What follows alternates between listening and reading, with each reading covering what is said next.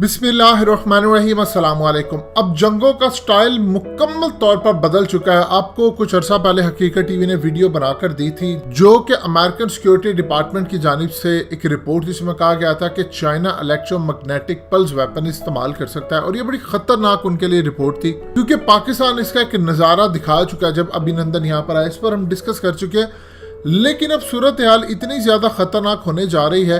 अब अमेरिका ने फैसला किया है कि इलेक्ट्रॉनिक वारफेयर सिस्टम या यूनिट वो तैनात करने जा रहे हैं साउथ चाइना सी के अंदर।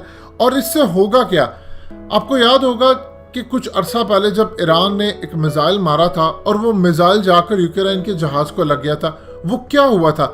अमेरिका ने असल में उसमें यही साइबर वारफेयर की इसकी एक हिस्सा है। मजीद डिस्कस करने से पहले इस वीडियो को लाइक करें, हकीकत टीवी को सब्सक्राइब करें और बेल आइकन पर जरूर क्लिक करें। Electronic warfare system, electromagnetic pulse weapon, cyber warfare, ये तमाम के तमाम इसका हिस्सा है। उन्होंने उस मिसाइल की डायरेक्शन बदल दी और वो जाकर तैयारे को हिट कर गया। अब इसमें सूरत हाल हुई, नाम भी नहीं आया अमेरिका का और पूरी दुनिया ईरान के खिलाफ भी हो गया, पर उनको हरजाना भी भरना पड़ रहा है और बहुत सारे मामला खराब हो गए। अब इसी तरह इलेक्ट्रॉनिक वारफेयर सिस्टम जो ये साउथ चाइना सी के अंदर तैनात करने जा रहे हैं, असल में ये इन्वॉल्व होता है, ये यूज करते हैं इलेक्ट्रोमैग्नेटिक स्पेक्ट्रम या डायरेक्ट एनर्जी के ये सिस्टम को कंट्रोल करते हैं। इससे होता ही कि आप दुश्मन पर आपको एडवांटेज हो जाता है, आप उस पर हमला करते हैं और उसके जितने टारगेट्स आप पर लगे होते हैं आप उसको तबाह करते थे। वो टारगेट कैसे आप तबाह करते हैं?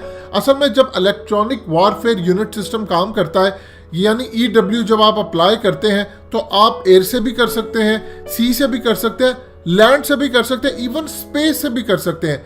इसे होता यूँ है कि आप उनके ह्यूमंस को टारगेट कर सकते हैं, कम्युनिकेशन सिस्टम को, रेडार को और जो दूसरे जितने भी मिलिट्री एसेट्स हैं। ये असल में इस्तेमाल कैसे करते हैं? मिसाल के तौर पर चाइना को ये टारगेट किस तरह करेंगे कि चाइना के अगर जेट्स आते हैं, जो हाल ही के अंदर उनके 8 जेट्स तो आ चुके हैं, वो आकर हमला करते हैं या उन पर कोई मिसाइल फेंका जाता है, तो अमेरिका इस सिस्टम के तहत उस मिसाइल की डायरेक्शन बदल दे कि बिल्कुल तकरीबन जब 1 किलोमीटर दूर मिसाइल अपने टारगेट से हो तो उसकी डायरेक्शन बदले, वो बजाय टारगेट को लगने के वो सीधा समंदर में चला जाए, यानी वो पूरी तरह उसका टारगेट मिसफायर हो जाए। अब सवाल ये पैदा होता है कि चाइना के पास ऐसी टेक्नोलॉजी नहीं है। चाइना के पास ऐसी टेक्नोलॉजी डेफिनेटली है, बल्कि इससे एडवांस सिस्टम है, लेकिन अभी तक उन्होंने ये पत्ते अपने शो नहीं किए। अब आप ये देखें कि दोनों बड़ी ताकतों के पास ये चीजें, ना तो ताइवान के पास है, ना फिलिपाइन के पास है, ना इंडोनेशिया के पास है, ना हांगकांग के पास है, ना इस खित्ते के अंदर भारत या इन जैसे ममालिक के पास है।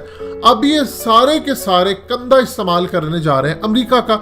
अब यहाँ पर जब अमेरिका इस टेक्नोलॉजी को इस्तेमाल करेगा तो चाइना भी इसको इस्तेमाल करेगा एडवांस लेवल पर। अब देखना यह है कि अगर चाइना और अमेरिका के आपस में लड़ाई होती है और वहां से उनके जो किलर मिसाइल्स हैं वो इनको डिस्ट्रॉयर जो अमेरिका ने अभी एयरक्राफ्ट कैरियर्स भेजे हैं, इनके ऊपर जब वो हमला करते हैं तो क्या जब डायरेक्शन बदलती है, इस बात का इदराक तो चाइना को भी है, और चाइना क्या उस डायरेक्शन को कंट्रोल कर पाता है? और जब अमेरिका करेगा तो चाइना भी उसकी डायरेक्शन बदल देगा।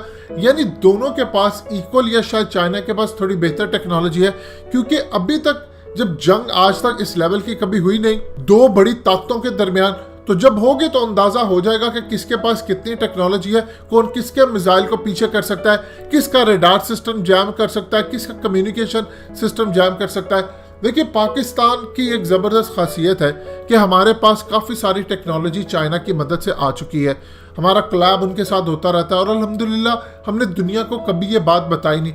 इंडिया को अंदाज़ा भी नहीं था इस बात का। इसीलिए तो आपको याद होगा जब जनरल आसिफ गफूर आए थे तो उन्होंने आकर क्या बात की, उन्होंने कहा कि अब हम जब हमला करेंगे इंडिया के अंदर तो वक्त और जगह का तयन हम करेंगे। और असल में उन्होंने अगले ही दिन कर दिया था। वो अलग बात है कि अपॉर्चुनिटी ऐसी ज़बरदस्त बन गई कि उनके जहाज़ आ गए वापस, अभिनंदन आ गए, इसराइली पायलट आ गए, तो हमने यहाँ पर आकर उनका पूरा रेडार और कम्युनिकेशन सिस्टम ही जाम कर दिया, जिससे अभिनंदन को अंदाज़ा ही नहीं हो पाया कि वो सरहद क्रॉस कर चुका है, LOC क्रॉस कर चुका है। इसीलिए जब वो गिरा तो लोगों से पूछता फिर रहा था क्या मैं अपने मुल्क में हूँ, भारत है, और जब लोगों ने उसको झूठ बोला हाँ तुम भारत में हो, तो फिर एक ज़बरदस्त सा खेल वहाँ पर शुरू हुआ। तो पाकिस्तान ने वो टेक्नोलॉजी इस्तेमाल की। इंडिया को इदराक नहीं था कि पाकिस्तान के पास है और पाकिस्तान ने ऑफिशियली इसको अलाउ भी नहीं किया, हमने बताया नहीं दुनिया को, लेकिन हमने दिखाया। अब असल में दुनिया की खुफिया ताकतों को अंदाजा है कि पाकिस्तान के पास क्या। इसीलिए तो आसिफ गफूर साहब ने जब ये बात की तो वो कॉन्फिडेंस था कि तुम लोग तो पेलोड फेंक कर भाग गए हो, स्पाइस 2000 इसराइली वो हमारे हाथ लगे, हम क्या करें, हम अगला दिन सबक सिखा कर आएंगे।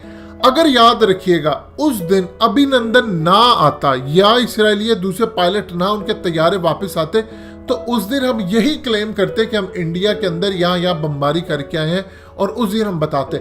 लेकिन पाकिस्तान ने वो एडवांटेज लेना चाहा कि देखिए जी हम तो अपनी एयर स्पेस के अंदर ही थे, आप लोग दोबारा आए। वो बेवकूफ़ तो नहीं है कि एक दिन करके ड्रामा गए तो दूसरी दिन वो दोबारा आ जाते। लिहाजा इस तमाम सूरत हाल हमारे लिए विन विन सिचुएशन होगी। अब यही सूरत हाल होने जा रही है साउथ चाइना सी में और बड़े लेवल की यहाँ पर लड़ाई मुतवक्के है। दोस्तों, हकीकत टीवी को सब्सक्राइब करना मत भूलिए, वीडियो को लाइक करें, शेयर करें और कमेंट सेक्शन में अपनी राय का इजहार जरूर करें।